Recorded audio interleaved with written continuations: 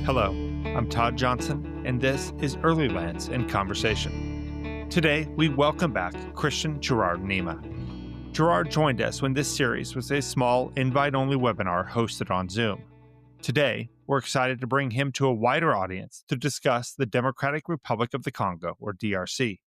Gerard, a Congolese national himself, is one of the most thoughtful analysts of the country's always fascinating and frequently vexing politics, and someone who brings a valuable political economy lens to discussion of the DRC's enormous mineral resources.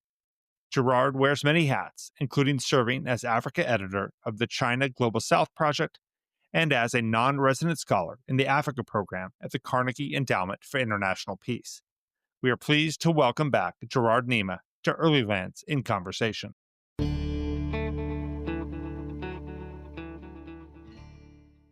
Gerard, thank you very much for joining us today. Where are we catching you at? Thank you, Todd, for having me. You are catching me from Mauritius on the Indian Ocean. Lovely Mauritius. Yeah, the pearl of the Indian Ocean, as they The call pearl of the Indian Ocean, that's right. You've been outside of the headlines compared to your neighbor Madagascar these days. Mauritius is having its own headlines in internal politics where former Prime Minister and former Minister of Justice or Finance have been arrested, former Commissioner of Police have been arrested and released and all of that. They have their own internal fight.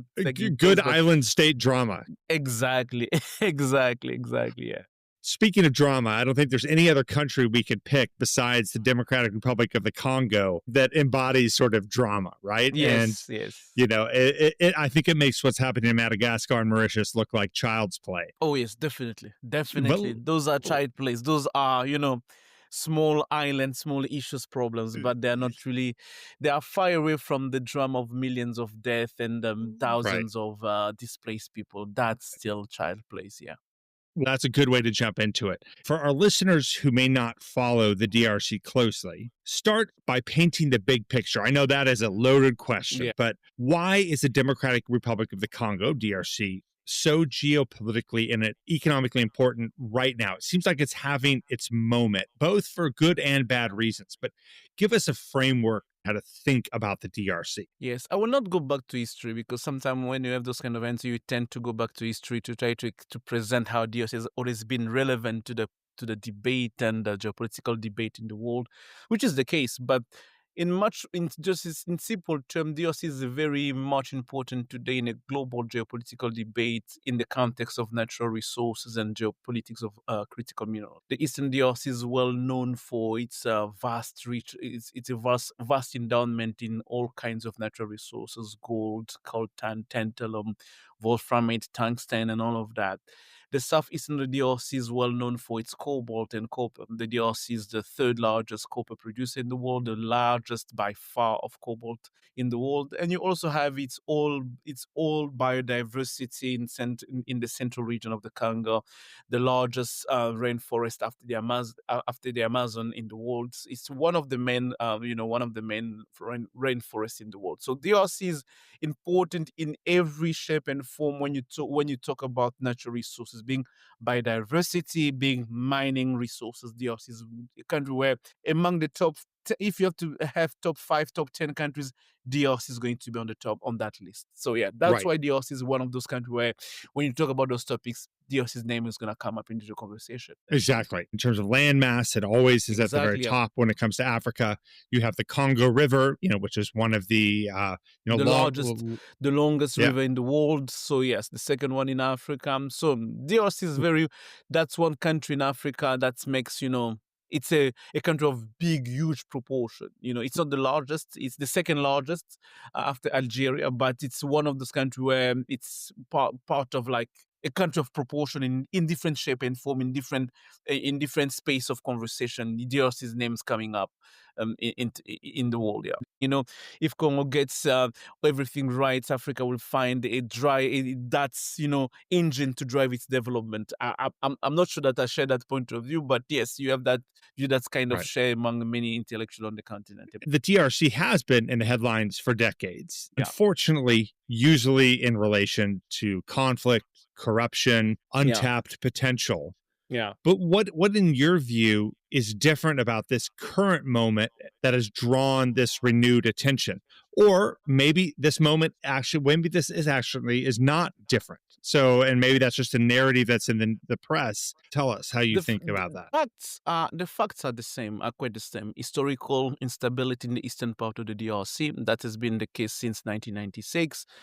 External countries' involvement, having Rwanda's, Burundi, Uganda being part of the conflict, but now in different shape and form today, because Rwanda is the one much more leading the charge, having Burundi on the side of Kinshasa, the regime in DRC, Uganda playing a troubled role in all of that. The picture is pretty much the same, having different block of regions, SADC and the EAC being part of trying to mediate the conflict in the underground. So the situation on the ground is pretty much the same what we've known for many years. But what is different today is the global context of in which this situation is taking place. It's taking place in a context where we do have the geopolitical tension between the US and China. We Right. do have that tension about access to critical minerals. We do have a transactional mindset that are taking place in Washington, D.C. through the new President Donald Trump. And you have all that now that's presenting a different conversation, that's shaping the conversation differently that we see right now. When you do have for DRC President Felix Tshisekedi to address the issue in the eastern part of the DRC, is trying to bargain, to have a bargain with the United States. You say, we are going to give you access to natural resources, hoping that you're going to be the peacemaker in the region. The background idea is the fact that it's built on the narrative that DRC has always been unstable because rich country, developed country has been trying to loot the country eastern part of the DRC. So the idea is like to say, instead of going through intermediary country being Rwanda in this case, we're gonna go straight to the main actor one, the DRC. We're gonna try to strike a bargain with that country and find stability. So this is the context that puts the current situation quite different, because we do find ourselves in a very distinctive international context. But there is another thing as well that are putting this crisis different from the others. This crisis, for the first time, is the crisis that's really giving you some first hints and signals of the country may be dislocated if we do not pay attention carefully in the way we address the crisis. What do you It mean can by be, dislocated? I mean, it can be divided. It can be divided because we are Right. seeing much more and more a much more structural rebel movement in the eastern part of the DRC, building political administration, building local leaders, and we also see among the public, we see narrative coming from Rwanda, coming from other stakeholders within the DRC, warning about how the crisis is managed by President Tshisekedi.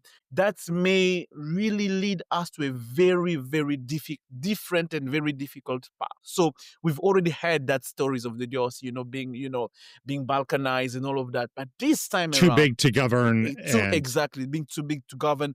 But this time around, we have the feeling, you have that sensation that maybe this time can be that crisis that lead us over the edge of Right. of dismemberment, of dismantlement. We can dig in just a bit to the Eastern DRC and the actors there. But so you see, though, actually a sort of a semi-functional shadow state in the Eastern DRC. What M23, the rebels, have established is much more robust in terms of state functions than anything else we've seen before in the Eastern DRC. Is that what you're saying? Definitely they're trying. Definitely they're trying to build that functionality. They're trying to address the failing of institutions that we had before. They're really trying. It's not a success yet, but they're trying. And it's not, when I say they're trying, it doesn't mean that there's no criminal exaction, there's no, those human rights issues, because we do have them on the ground. There was still a lot of killings that have been reported by different organizations, NGOs, UN reports. Right. We still have those things on the ground. But we do have that sense of like, we are here to stay. We don't want to leave. And they even say that themselves in the proposal. When they have all those peace process conversation having in the Washington D.C., in Doha, in Qatar, we hear them saying that we want a different shape of the country. We were talking about federalism. We were talking about autonomous region. So we are having now those elements of language being part of the conversation, being part of the debate, which tells you that if we go to negotiation, we should not be surprised to have those terms of conversation being part of the Right. negotiation. Right. Yeah, So it's very existential issues about should the exactly, DRC definitely. as it exists now continue to exist. Well, let's take a step back though, because I do think you're right that, when you look at the headlines in Bloomberg or the FT, it's often the DRC and critical minerals are together, right? Exactly. Those words are always in the same headline. And you hear the DRC described, repeatedly as the Saudi Arabia of critical minerals. How accurate is that comparison, do you think? And what does it actually mean for the global energy transition? Do you see that without the DRC, without its copper, its cobalt, its lithium, that the global green energy transition really can't take place? Is I is don't. it that critical? I don't think it's critical, it's important, but I don't want us to exaggerate. I'm from the DRC. I can easily go the easy way around, to boast about my country, how my country is very important in the supply chain of critical minerals. But I will not also exaggerate its position, because the fact is, yes, DRC is the Saudi Arabia of cobalt, because DRC is the largest by far. The largest producer of cobalt in the world. Cobalt, which is one of the minerals driving the conversation in EV batteries and Right, energy storage, energy storage solutions. And Dios is now is growing up. Is since last year is the second largest producer of copper in the world, after Peru, before Chile, after Chile, before Peru. So it's one of those main producers. Now Dios is also working into maybe developing one of the largest hard rock lithium project in Manono, in the southeast of the DRC. DRC is well known for its coltan in the eastern part of the DRC. The reserve is almost like 65 to 75% of the right, world reserve. It has a lot of those minerals. That's true.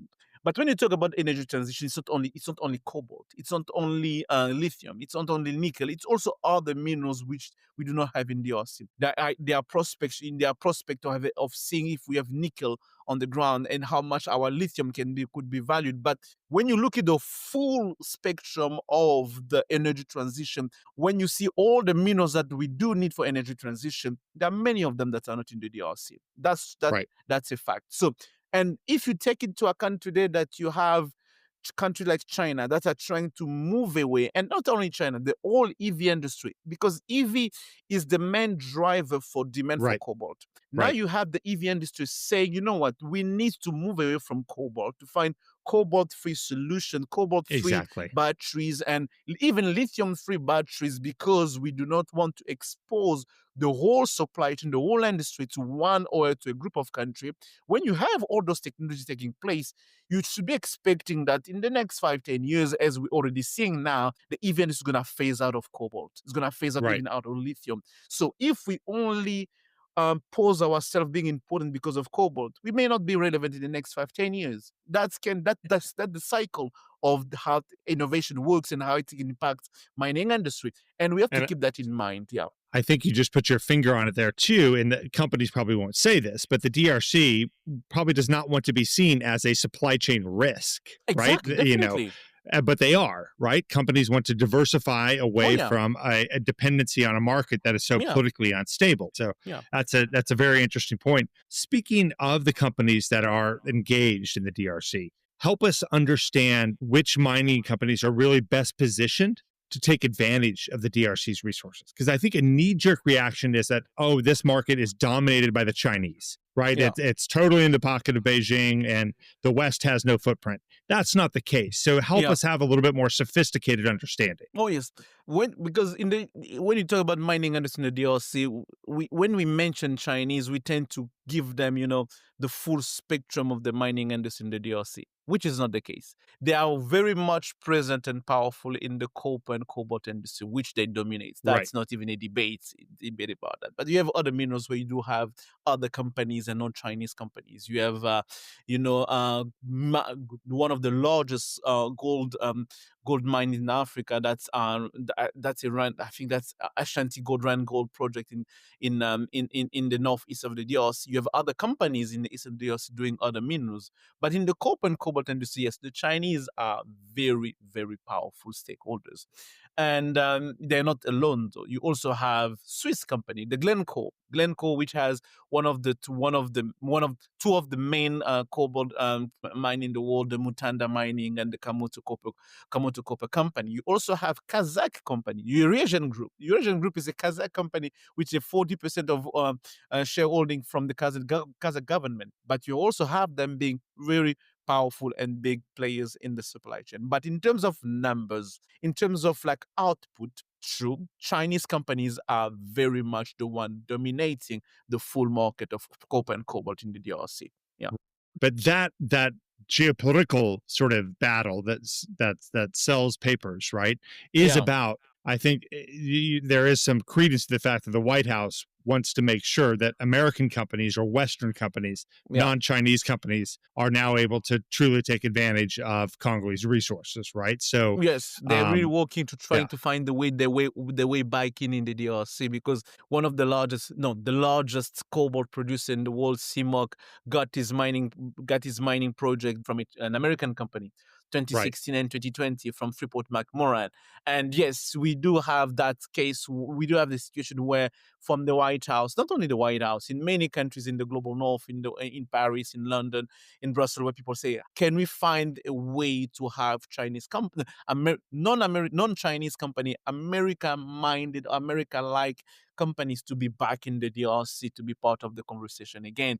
So yes, we do have that debate taking place in the DRC. But how much is going to really become a reality, that's another story. You can say one thing the White House may want, but Western companies have to see the financial case for investing the billions upon billions of dollars that go into developing a large mine, right? Speaking of mining companies wanting to make investments, politics are one thing, but so are economic reforms, so are governance, regulatory trends. What does the DRC need to do to make it a truly inviting market for whatever it may be? AngloGold Ashanti, Anglo-American, Rio Tinto, you name it.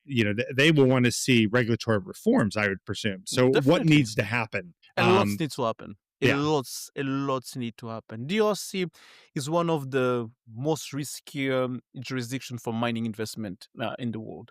There was a report that was released by Fraser Institute, which every year released that survey about the risk of mining in jurisdiction. And DRC is, for the last almost 6 to 7 years, has been on a constant basis among the most risky in jurisdiction. So a lot needs to happen in terms of regulation, in terms of rule of law, in terms of institutions, in terms of business environment, in terms of like political interference in the mining industry. This is one of the main issue that we do have in the DRC. When you understand the political economy of the mining sector in the DRC, especially for copper and cobalt, even for other minerals, you understand that it's one of those sectors where you do have a lots of political interference from the national government to provincial government to local authorities, because the mining sector, the revenue of the mining sector is the backbone of the political stability. The revenue are used to buy political favors, to build a cronyism system where you have people building all those networks. The main reform from it be like addressing those kind of issues, rule of law institutions, to make sure that businesses and the politics and the justice are very separated in a way that we create that check and balance system where when you're a mining company investing, you need to have predictability. You need to know that there won't be a change of regulation, a change of law in the next 3-4 months or the next 5 years. Even if there are changes, they are still taken place in a very good manners. And when do we have regulation, when we have legislation,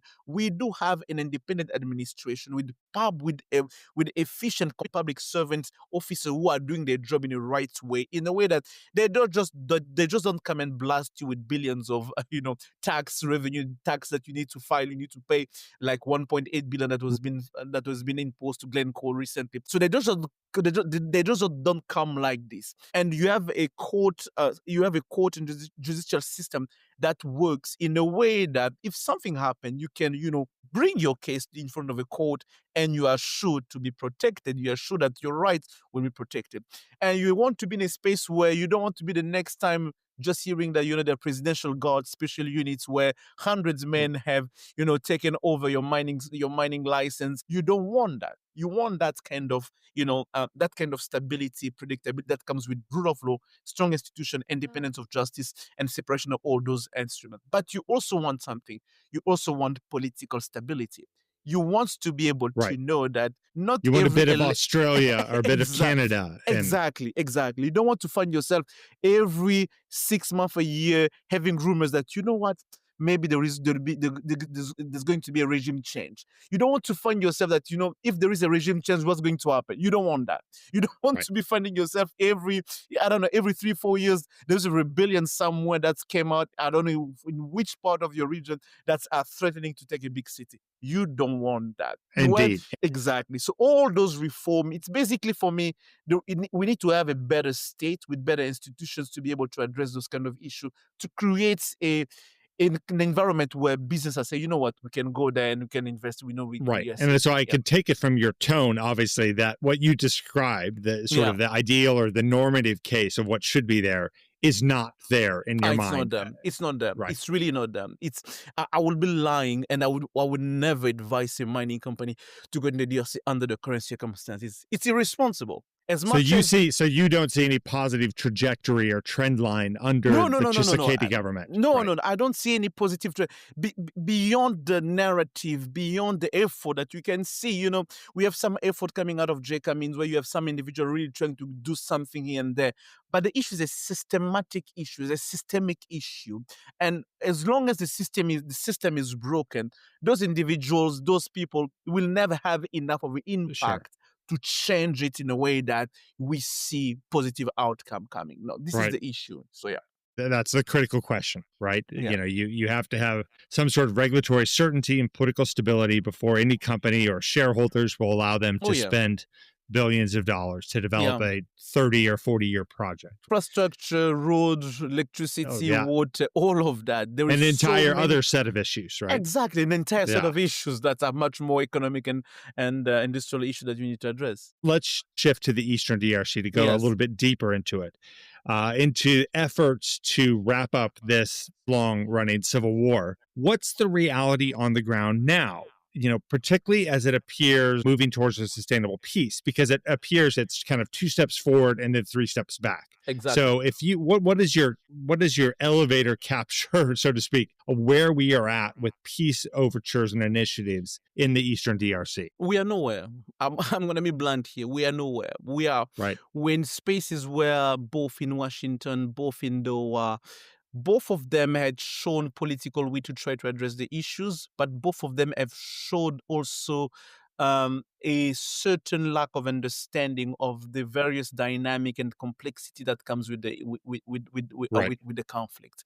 And they've really, in Washington D.C., you realize how much US has become that's expediency kind of narrative that we use in I stopped the war in the DRC and all of that. But when you see the work in the ground, what really needs to be done, nothing is done in that sense. There is I would say, a diagnostic of the issues, limiting the instability in the DRC on only and solely of Rwanda intervention, which is a big part. We cannot deny that. There's been documentation about that. But you cannot also deny the fact that there is a huge responsibility in the state failure in the part of the DRC. And as long as we don't address those root cause issues, we will not be able to solve the issue, because you're going to say, let's put Rwanda on the doorstep, but what about the ADF in the northeast of the DRC? What about the Mbororo in the northeast of the DRC? What about the Mobondo? You have all those armed groups all over the country that's every day threatening the stability of the country. So all those narratives of those initiatives being in Doha and being in Washington, we've seen that after almost 4 to 6 months now, they still, there is a stalemate, basically. They say they sign agreement, they need, but on the ground, you realize that both parties, M23 and both the government, are reinforcing themselves ready to battle. My assessment was the fact that those peace agreement, both parties agreed to take, those kind of rests to be able to rearm themselves, to reorganize, and to go about to continue to fight. Because I don't think that both parties want to negotiate peace as things stand the way they are right now. I'm certainly not the first person to say this, that, the war economy that has been built up around the civil war in the Eastern DRC. The incentives for actors on all sides to end it is pretty minimal, right? Because people are making millions of dollars on all sides. We have numbers coming out of the DRC in the first 6 months of 2025. We had $900 million spent for defense and security for the eastern part of the DRC only. Wow. But when we $900 million. Wow. That money went nothing, no sign. We talk about billions of dollars between 2021 to up to now, and we hear numbers. We see reports coming from different news agencies of embezzlement. We talk about billions of dollars. So in terms of incentive to end the war, to do everything that's possible to stop the war on both sides, you don't have much of an incentive for stakeholders to do that. Well, into that world, one of the key actors, of course, is President Felix Tshisekedi. He's into his second term. I think we have elections at the end of 2028. 28 set for in papers, yes, at least the yes, exactly, at least on paper. He's facing unbelievable internal and external pressures. Yeah. How strong is his position domestically, and what are the key threats to his personal stability as head of state? What will happen up in the run up to 2028? Help us understand his domestic positioning. Yes, I'm going to give you some assessment here. If I could predict the future, I'm going to be billionaires, but I'm going to give you some pointers here. Of course, predicting the future in the DRC is a fool's errand.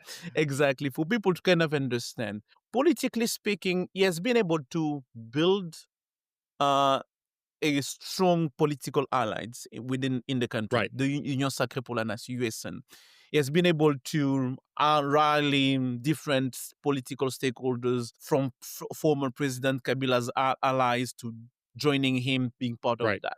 But we cannot be assessing the strength of that coalition based on the numbers, because those people were with Kabila before, they're with Tshisekedi today. What they're signing today in terms of loyalty, loyalty pledges, which is having them signing those pledges and being present is not really enough to say it's a strong political alliance. But we also know that because he has the control of security services, security apparatus, as much as people won't be happy within its political apparatus, they will not express their frustration. Because with the eastern part of the war, in the eastern part of the DRC, when you are with President Tshisekedi, if you're frustrated today, if you're not happy, what option do you have left? You go to your opposition. The opposition is very much weak today. The non-armed opposition is very much weak today. You don't have much incentive there. So people will be staying with him because we don't have much of an option. It's better to stay with him and not being threatened and not being killed, because we had cases like this, than going outside and being labeled anti-patriotic or joining M23 being, the Rwanda's puppet. So you have that politically. But in terms of security, beyond that, you still have the sense that there is an uncertainty and safety about the security of the regime. We see mercenaries, for example. In the case of the Eastern DRC, we had Romans before, now we have Colombians based in Uvira, also based in Bujumbura. But you also have in Kinshasa, you have that sense of there is an unease that's been, lingering. Right. We have a lot of arrests among military officers in the army. We have almost 25 high-ranking military officers, generals being arrested or under surveillance. Now we have all those threats of saying that something happened. And the main threat, and from Kinshasa, from President Tshisekedi today, the main threat will remain President Kabila. Is the boogeyman in the shadow of Kinshasa, of saying is the one behind everything that's happening here. And as long as he's out there, we'll never be safe. This is the sentiment. Right. So help us understand. That was my next question. Yeah. Help us understand former President Joseph Kabila's playbook that he is operating under, right? This is the sort of mystery about where he is at any one time, and who he is backing, what he is backing. Help us understand the Kabila wild card, I guess. Yes. From the public information that we do have right now, we do know that he was in Goma.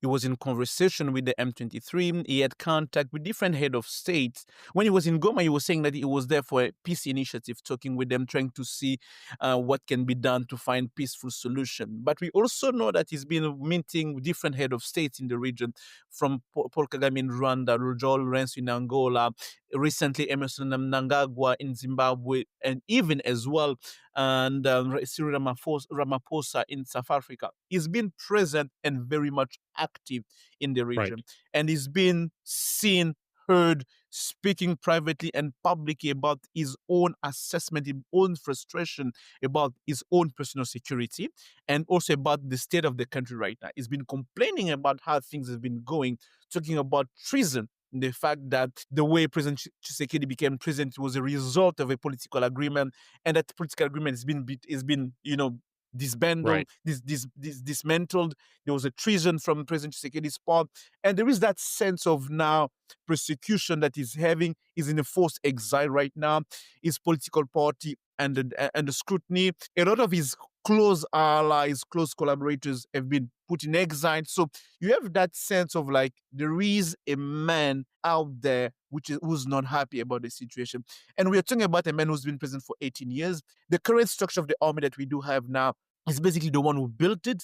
So if you're President Tshisekedi today, you're going to feel like, I will never be able to control those officers, because I do believe that many of them, even if they don't speak to me, they still have a certain loyalty to the former president. And this is the mindset that you do have in Kinshasa about President Kabila. And now you have the recent he's been sentenced to death after a sham of a trial. So when you have all those contexts, you're only creating more and more incentive for a person like him. If you wanted to use violent means, now you say, you know what? I don't have much of options anymore at this point in time. I'm going to use violence, because as we see it, apparently President Tshisekedi is only ready to talk about with those who take weapons like the M23. So in that circumstances, we do find ourselves in a context where we may find that Joseph Kabila also next day also taking arms, even though so far he's not ready to do that. But in his public speeches, we have hints and there reminding that he's a former soldier, reminded he sacrificed his life for the country, reminding that he's ready to do that again. So all those veiled threats, as the way they're perceived in Kinshasa, are just creating a whole shadow around that persona that puts Kinshasa in a very difficult position. Well, speaking of the boogeymen and the eyes of Kinshasa, you of course have Joseph Kabila, but you also have Rwanda. Exactly. And help us understand your assessment of how you see Rwanda's role going forward in the Eastern DRC. Is it changed appreciably, or will it still always be the kingmaker or the power broker of the Eastern DRC? I don't think it's changed. I think it's even strengthened itself under Trump too. Rwanda, we have to understand that Rwanda has always seen Eastern part of the DRC from two perspectives: security perspective and economic perspective. The security perspective is you have the FDLR being in the eastern part of the DRC, being that being what are considered the former genocidaires from the genocide in 94. Exactly. So from Kigali, those people being in that region is still part of its security concern, because they're afraid that those people, even if it was 25 years ago, they're still distillating and sharing the genocidal views, and among new recruits and old recruits that can be a danger to Paul Kagame regime in Kigali. But you also have another issue. You have also an economic perspective from eastern part of the DRC, where they see the region as a buffer zone for Rwanda, extension of Rwanda economic influence, economic interest, and all of that.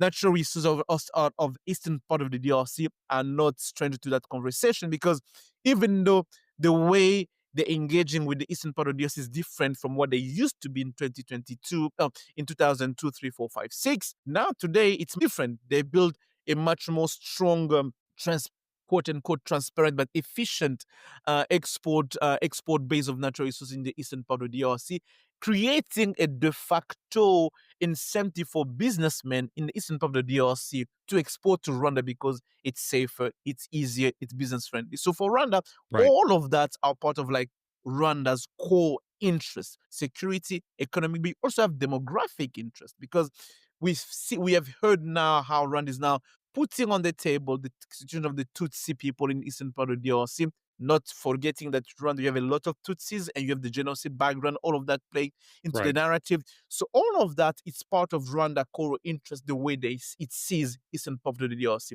So under Trump too, yes, Rwanda, we had, a few months back, we had how situation was quite tense.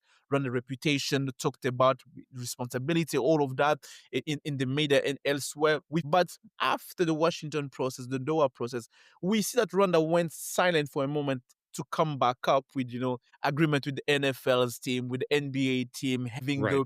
the World Cup of like the two cyclists in Kigali, Formula One. exactly, Formula One, having all that, you see that they've somehow managed through the storms of the reputation of the involvement in Eastern part of the DRC to be able to say what we maintain our goals and our reputation intact in that conversation. We are approaching sort of the end here. I think we have to ask one question, though, that if you were sitting here across from an investment committee or a mining house, you've given them a lot to think about here. But if they ask you the question of sort of what 3 dynamics, 2, 3, 4 dynamics should we watch over the next 12 to 18 months if we're considering making an investment decision, what would you say? Here's what you should keep your eye on in the run up to the elections in late 2028. Exactly. That's going the first dynamic. Keep an eye on if we are going to have election in 2028, because that's going to determine whether or not the political landscape is going to change or not, and whether or not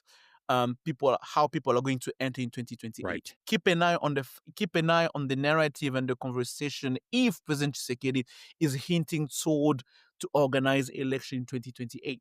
If we don't have that kind of signals, it means that you're going to be heading toward a very unstable moment in 2028. It's equal to we had in 2015, 16, 17 before. So keep an eye on that. That's going to be a very key moment. Right. But that will set the weather, right? That will which set everything the else that will set the weather. Yeah. It even set the weather to another second dynamic, being the eastern part of the DRC, the eastern part situation. The way we are going to address that crisis, whether or not we are going to go to a global inclusive dialogue, as many people are calling on to be able to have a much more broader, strong inclusive dialogue. The way we are going to address that crisis are going to determine whether or not by 2028, even by next year, we're still going to have the same country we are talking about today. Are we going to have the same shape of country? Are we going to talk about the same political system? So this is going to be the second dynamic to keep an eye on.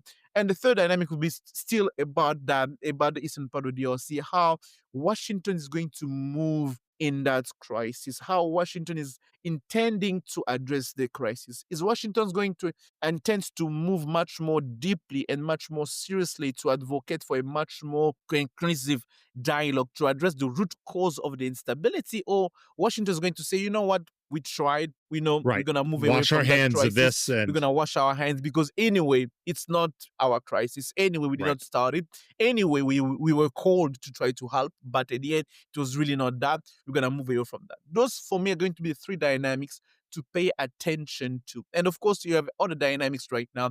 How much, because of the third dynamic, how much the M23 is going to expand. Because my prediction here will be, I think I'm going to end on that in terms of prediction. My prediction here will be, if the M23 expand its territory beyond the North and South Kivu, beyond Uvira in the South Kivu, into Katanga potentially. Into Katanga region, we have a different ball game now. We're going to have a totally different situation that's going to take place. And that's going to be a turning moment in DRC history. It's going not even for the crisis itself, but for the whole country as a general. It's going to be something, a turning point. So for me, those are going to be the dynamics to look for, to pay attention to if you're thinking of investing in the eastern part of DRC.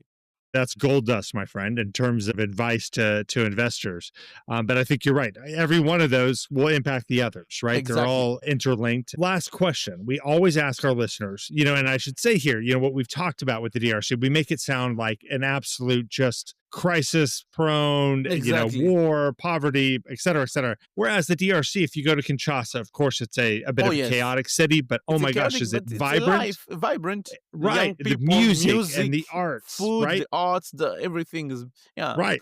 And of course, it's a beautiful country too. So what would somebody who wants to truly understand the DRC, the good, the bad, and the ugly, as they would say, give us a couple books that people should read to really understand what makes the DRC tick? Yeah. I have a book here about Congo, a historical book from Congo. That's going to give you an historical background history about the DRC. It's not written by an historian per se, but someone who studied DRC. It's going to give you different perspective on how DRC gets where it got today. It's this book here. I think many of you have seen David that. Van Reebok's book. That great book. It's a very good one that's going to give you an intrinsic perspective on DRC itself, on how Right. it got where we are. Kind of through the a very situation. sympathetic journalist Exactly. eye, right? Exactly. To give you that, to be able to get where you are today. Congo by David Van Ruybroek, the Belgian, is a great good book. one. It's a good Yeah. one that to give you a good lay of the land, a good understanding how things are moving on the ground right now. But DRC, as I always say, people, you don't understand DRC through books or documentary. You have to live it. Unless you are on the ground, you see it, you touch it, you say, wow, Right. I didn't realize how that was. Yeah. The vibrancy of life in all of its many Exactly. shapes. Thank you very much, my friend. These conversations are always so enlightening. You know, we've done 2 of them now, one of our earliest sort of small group webinars that we did Yes.